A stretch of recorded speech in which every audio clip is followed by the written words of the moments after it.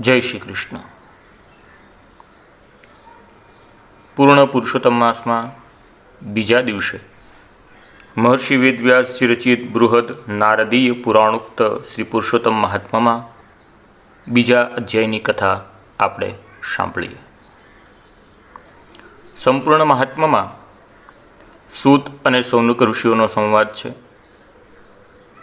ભગવાન નારાયણ અને નારદ મુનિ વચ્ચેનો સંવાદ છે. અધ્યાય 8થી 12માં ભગવાન શ્રી કૃષ્ણ અને યુધિષ્ઠિર વચ્ચેનો સંવાદ છે. તેમજ અધ્યાય 13થી અંત સુધી દ્રઢધન્વા અને વાલ્મીકીજીનો સંવાદ છે. અને આ બધા સંવાદોને લઈને પુરુષોત્તમ મહાત્મા તૈયાર થયેલું છે. પહેલા અધ્યાયમાં નૈમિષારણ્યની અંદર 88,000 ઋષિમુનિઓ ભેગા થયા છે અને સૂત પુરાણીજીનું આગમન થાય છે. બધા ઋષિમુનિઓને આનંદ થયો તેની કથા છે. અને સૂતજીની કથાથી શરૂઆત થઈ અને સુખદેવજીનું ત્યાં આગમન થયું ત્યાં સુધીની કથા આપણે જોઈ. ચાલો હવે આજના બીજા દિવસે પુરુષોત્તમ મહાત્માની બીજા અધ્યાયની કથા આપણે શ્રવણ કરીએ, સાંભળીએ. બીજા અધ્યાયમાં ઋષિમુનિઓ સૂતજીને હરિકથા કહેવા જણાવે છે. અને સૂતજી કહે છે કે બ્રાહ્મણો, વ્યાસજીના મુખેથી મેં જે સાંભળ્યું તે હું તમને મારી સમજ પ્રમાણે કહું છું. નારદજી બદ્રિકાશ્રમ પહોંચી ભગવાન નારાયણની સ્તુતિ કરે છે. અને કળિયુગના પ્રાણીઓ તે કઈ રીતે નિર્ભયપદ અને મોક્ષને પ્રાપ્ત કરી શકે તેવો પ્રશ્ન નારાયણને કરે છે. અને તેના પ્રત્યુત્તરમાં ભગવાન નારાયણ નારદજીને પુરુષોત્તમ મહાત્માની કથા કહે છે. એ પુરુષોત્તમ કોણ છે તેમ પૂછતા નારાયણ પુરુષોત્તમ ભગવાનનું નામ લે છે. તેમજ આ અધિક માસનું વર્ણન કરે છે. એક વર્ષમાં 12 મહિના આવે અને એમાં 3 વર્ષે અધિક માસનો ઉમેરો થાય છે. આ માસ પહેલાં મળમાસ તરીકે ઓળખાતો, કેમ કે તેનો કોઈ સ્વામી નહોતો. આમાં કોઈ સારા કે શુભ કાર્યો થતા નથી. પાછળથી મળમાસના સ્વામી ભગવાન શ્રી કૃષ્ણ થયા છે. ભગવાન શ્રી કૃષ્ણ મળમાસને પુરુષોત્તમ એવું નામાધિવિધાન કરે છે. આવી કથા બીજા અધ્યાયની અંદર છે. ચાલો આપણે એનું શ્રવણ કરીએ. અધ્યાય બીજો. સૂત ઉવાચ રાજ્ઞા પુષ્ટં સુકેનોક્તં શ્રીમદ્ભાગવतं પરમ શુકપ્રસાદાતચ્છુષ્ટ્વા દૃષ્ટ્વા રાજ્ઞો વિમોક્ષણम् અત્રાહમાગતો વિપ્રાન સત્રોધમપરાયણાન દ્રષ્ટુકામઃ કૃતાર્થોऽહં જાતો દીક્ષિતદર્શનાत्. સૂતજી બોલ્યા, રાજાએ પૂછેલું તથા સુખદેવજીએ કહેલું ઉત્તમ શ્રીમદ ભાગવત સુખદેવજીના મુખેથી સાંભળી તથા રાજાનો મોક્ષ જોઈ આ જગ્યાએ હું યજ્ઞ કરવાના કાર્યમાં તત્પર થયેલા વિપ્રોના દર્શન કરવાની ઈચ્છાથી આવ્યો છું. તે પ્રમાણે આપ દીક્ષિતોના દર્શન થવાથી હું કૃતકૃત્ય થયો છું. ઋષિઓ બોલ્યા, હે સાધુ પુરુષ સુખદેવજી, બીજી વાર્તાઓનો ત્યાગ કરી શ્રી વેદવ્યાસજીની કૃપા વડે તેમના મુખેથી જે નવી વાત તમે સાંભળી હોય તે અમને કહો. હે મહાભાગ્યશાળી સૂત, સારમાં અત્યંત સારવાળી, આત્માને સંતોષ આપનારી, પુણ્યકારક તથા અમૃત કરતાં પણ અતિ ઉત્તમ એવી કથાનું અમને પાન કરાવો. ત્યારે સૂતજીએ કહ્યું કે હે શૌનકાદિ ઋષિમુનિઓ, હું વિલોમજ એટલે કે ક્ષત્રિયથી બ્રાહ્મણના ઉદરે ઉત્પન્ન થયેલો પુત્ર છું. છતાં હું મારી જાતને ધન્ય માનું છું, કારણ આપ સૌ સત્પુરુષો છો. એ ઋષિઓ, મેં શ્રી વેદવ્યાસજીના મુખેથી જે સાંભળ્યું છે તે મારી બુદ્ધિ પ્રમાણે તમને કહી સંભળાવું છું. એકદા નારદો ગચ્છત્વા નારાયણનાલયં તાપસે બહુભિઃ સિદ્ધે દ્રેવેરપી નિષેવિતમ. સર્વતાપસો, ઘણા ઋષિઓ તથા દેવો હંમેશા જેમાં વાસ કરે છે એવા નરનારાયણના આશ્રમમાં એક દિવસ નારદ ઋષિમુનિ ગયા. આંબાના ઝાડ, કોઠ, આંબુ, કદમ વગેરે નાના પ્રકારના વૃક્ષોથી તે આશ્રમ શોભાયમાન થતું હતું. અને તે આશ્રમમાં જ્યાં વિષ્ણુ ભગવાનના ચરણ કમળમાંથી નીકળેલી પુણ્યકારક વિષ્ણુપાદોકી એવી અલકનંદા નામની નદી છે.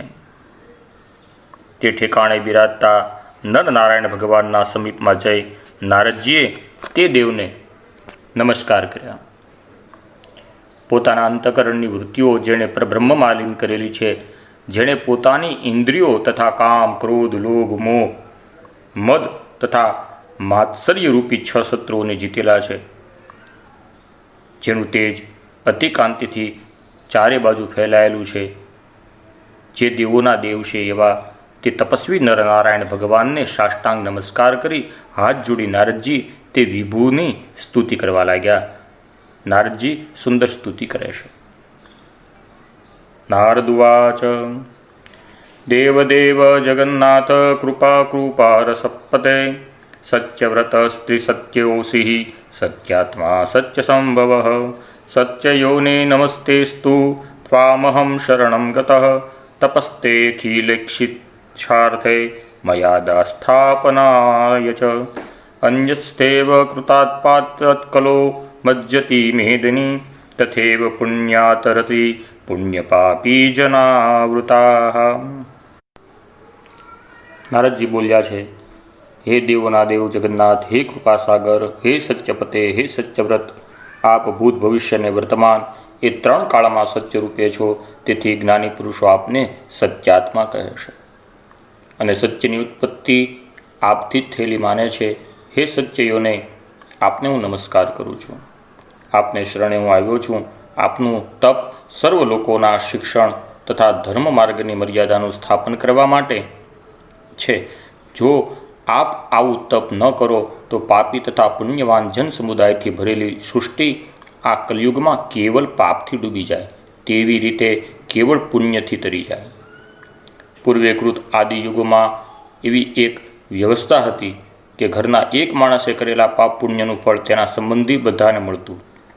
એવી પ્રથમથી ચાલી આવતી વ્યવસ્થાને બદલી કલયુગમાં જેણે પાપ પુણ્ય કર્યું હોય તેનું ફળ તે જ ભોગવે એવી તમારા તપોબળ વડે વ્યવસ્થા કરો. કારણ કે ભગવાન આ યુગમાં સર્વ પ્રાણીઓ વિષયાસક્ત બનેલા છે. તેથી સ્ત્રી, પુત્ર તથા ઘર એ 3 ઉપર જ આસક્ત રહેશે. માટે તેઓનું તથા મારું પણ હિત થાય એવું કંઈક વિચાર કરી આપ કથા કહેવાને યોગ્ય કરો.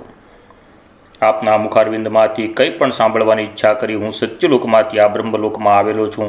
કારણ વિષ્ણુ પરમાત્મા એવા આપ પરોપકાર કરવામાં બહુ પ્રીતિવાળા છો એમ વેદમાં નિશ્ચિત કરેલું છે. એટલા માટે લોકોના ઉપકારાર્થે એવો કોઈ કથાસાર સંભળાવો કે જેના શ્રવણ માત્રથી માણસ નિર્ભય પદને પ્રાપ્ત થાય. આ પ્રમાણે નારદનું વચન સાંભળી ઋષિ નરનારાયણ ભગવાને હસ્તુમુખ કરી સમગ્ર ભુવનને પાવન કરનારી તથા પુણ્યકારક કથા કહેવાનો પ્રારંભ કર્યો. હવે આગળ શ્રી નારાયણે પુરુષોત્તમ મહાત્મા કહ્યું તેની કથા છે. શ્રી નારાયણ ઉવાચ ગોપાંગનાવદન પંકજષષ્ટપદસ્ય રાસેશ્વરસ્ય રસિકાભરણસ્ય પુંસઃ વૃંદાવને વિહરતો વ્રજવર્તુરાદેઃ પુણ્યા કથા ભગવતઃ શૃણુ નારદત્વમ. નરનારાયણ ભગવાન કહેવા લાગ્યા, હે નારદ, વૃંદાવનમાં વિહાર કરનાર છતાં સમગ્ર ગોકુળ નગરનું પાલન કરનારા ગોપાંગનાઓના મુખ કમળના ભ્રમરરૂપ રાસક્રીડાના પ્રવર્તક તથા શુગ્ન રસિક પુરુષોના અલંકારરૂપ આદિ ભગવાનની પુણ્યકારક પવિત્ર કથા તમે સાંભળો. નિમેષ રહિત ચક્ષુવાળા તથા 3 જગતને ઉત્પન્ન કરનારા તે પરમાત્મા કર્મને કહેવા માટે હે વત્સ, પૃથ્વી પર કોણ સમર્થ છે? વળી હે નારદ મુને, સારમાં પણ અત્યંત સારાવાળું તથા વાણીથી વર્તન ન કરી શકાય તેવું ભગવત ચરિત્રનું તું પણ જાણે જ છે. છતાં પણ હે નારદ, આપને સાંભળવાની અતિ ઈચ્છા છે તો હું આનંદપૂર્વક આદરપૂર્વક પરમ પવિત્ર મોક્ષદાયક પુરુષોત્તમ ભગવાનનું અદ્ભુત મહાત્મ્ય કહું છું. તે સાંભળવાથી દારિદ્ર તથા વૈધ્યવનો નાશ થશે અને યશ, સત્પુત્ર તથા તાત્કાલિક સેવન કરવા યોગ્ય મોક્ષની પ્રાપ્તિ થાય છે. એવું ભગવાનનું વચન સાંભળી નારદે પૂછ્યું, હે ભગવાન, પુરુષોત્તમ કયા દેવ છે અને તેનું શું મહાત્મ્ય છે એ મને ઘણું આશ્ચર્યકારક લાગે છે, માટે કૃપા કરી તેની કથા વિસ્તારપૂર્વક મને સંભળાવો. સુતદેવે શૌનકાદી ઋષિમુનિઓને કહ્યું કે એ પ્રમાણે નારદે કહેલું વચન સાંભળી નારાયણ મુનિ પરમ પુરુષોત્તમ ભગવાન એકાગ્ર ચિત્ત થઈને બોલ્યા. નારાયણ મુનિએ કહ્યું, હે નારદ, પુરુષોત્તમ એ એક માસનું સાર્થક નામ છે, કારણ કે તે માસના સ્વામી કૃપાસિંધુ પુરુષોત્તમ ભગવાન છે. તેથી સર્વ ઋષિઓ તેને શ્રી પુરુષોત્તમ માસ કહે છે. એ માસનું ભક્તિપૂર્વક વ્રત કરવાથી સાક્ષાત પુરુષોત્તમ ભગવાન સંતુષ્ટ થાય છે. નારાયણ ભગવાનનું આવું વચન સાંભળી નારદજીએ ફરીથી પૂછ્યું, હે ભગવાન, સ્વામીવાળા ચૈત્ર ઇત્યાદિ માસો મેં સાંભળ્યા છે, પરંતુ તે માસના નામની અંદર પુરુષોત્તમ માસનું નામ કદી સાંભળ્યું નથી. પુરુષોત્તમ માસ કયા માસને કહેવો અને કૃપાસિંધુ પુરુષોત્તમ ભગવાન તે માસના સ્વામી કેવી રીતે થયા તે બધું મને હે કૃપાનિધિ વિસ્તારપૂર્વક કહો. હે સત્પતિ પ્રભો, તે માસનું સ્વરૂપ તથા વિધાન કેવી રીતે કરવું, જે માસ ત્યારથી શરૂ થાય ત્યારથી શું કરવું, સ્નાન તથા દાન કેવી રીતે કરવા, તે માસમાં જપ, પૂજા તથા ઉપવાસનું શું સાધન છે, તે માસનું વ્રત કરવાથી કયા દેવ સંતુષ્ટ થાય છે અને તેથી શું ફળ મળે છે, તે મને કૃપા કરીને કહો. હે તપોધન, મેં આપને પૂછ્યું તેના કરતાં પણ અવશ્ય કહેવા યોગ્ય બીજું જે કંઈ પણ હોય તે મને કહો. દીનદયાળુ સત્પુરુષો પોતાના શિષ્યોનું કોઈ પ્રશ્ન ઉપર ધ્યાન ન જવાથી નહીં પૂછેલા પ્રશ્નો પણ શિષ્યને ઉપદેશ તરીકે આપે છે.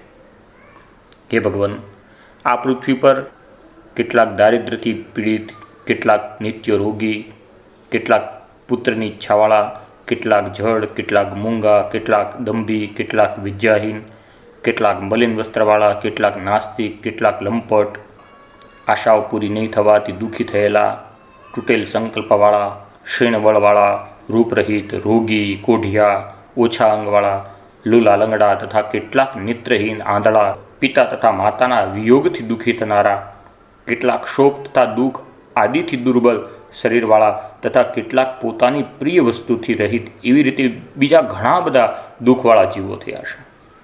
લોકો અત્યંત દુઃખી છે. માટે હે નારાયણ, આપ એવું વ્રત કહો કે જે વ્રતનું આચરણ, શ્રવણ તથા પાઠન કરવાથી સર્વ પ્રાણીઓ દુઃખોને ભોગવવાવાળા થાય નહીં, અથવા એવું કહો કે જેનાથી સર્વ દુઃખોનો નાશ થાય. એ ભગવાન, વિધવાપણું, વંધ્યત્વપણું, અંગહીનપણું, ખરાબ વ્યાધિ, રક્તપિત્ત, અપસ્માર તથા ક્ષયરોગ વગેરે નાના પ્રકારના દોષોથી દુઃખી થયેલા લોકોને જોઈ હું ઘણું દુઃખી થયેલો છું. માટે હે જગન્નાથ, મારા ઉપર કૃપા કરી મારા મનને આનંદ આપનારા વ્રતને આપ વિસ્તારથી કહો. કારણ કે હે બ્રહ્મન, સર્વજ્ઞ તથા સર્વ તત્વોના વિજ્ઞાનને જાણનારા આપ જ છો. સુદદેવજીએ શૌનકાદી ઋષિમુનિઓને કહ્યું કે હે શૌનકાદી ઋષિઓ, આ પ્રમાણે બ્રહ્મદેવના પુત્ર નારદનું રસદાયક તથા પરોપકાર કરનારું વચન સાંભળી દેવોના દેવ શ્રી નારાયણ ભગવાન નવીન મેઘના સમાન સુંદર, ગંભીર અને રમણીય વાણી વડે ચંદ્રમાના સમાન શાંત નારદ મુનિનો સત્કાર કરી આનંદદાયક વાણીથી બોલ્યા. ઇતિ શ્રી બૃહદ નારદીય પુરાણે પુરુષોત્તમ મહાત્મને શ્રી નારાયણ નારદ સંવાદે પ્રશ્ન વિધિર્નામ દ્વિતીયોધ્યાય. બોલીએ પુરાણ પુરુષોત્તમ ભગવાન કી જય. શ્રી દ્વારિકાધીશની જય. આગળની કથા ત્રીજા દિવસની, ત્રીજા અધ્યાયની કથા ત્રીજા દિવસે સાંભળીશું. સૌને જય શ્રી કૃષ્ણ.